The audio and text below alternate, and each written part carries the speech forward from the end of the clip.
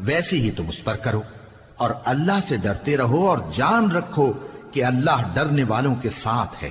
اور اللہ کی راہ میں مال خرچ کرو اور اپنے آپ کو ہلاکت میں نہ ڈالو، اور نیکی کرو، بے شک اللہ نیکی کرنے والوں کو دوست رکھتا ہے۔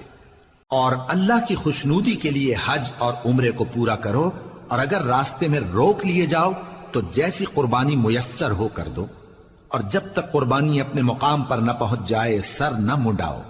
اور اگر کوئی تم میں بیمار ہو یا اس کے سر میں کسی طرح کی تکلیف ہو تو اگر وہ سر منڈا لے تو اس کے بدلے روزے رکھے یا صدقہ دے یا قربانی کرے۔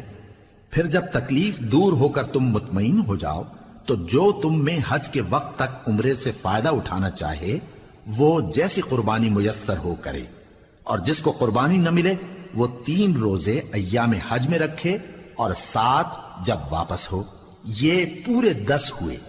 یہ حکم اس شخص کے لیے ہے جس کے اہل و عیال مکے میں نہ رہتے ہوں۔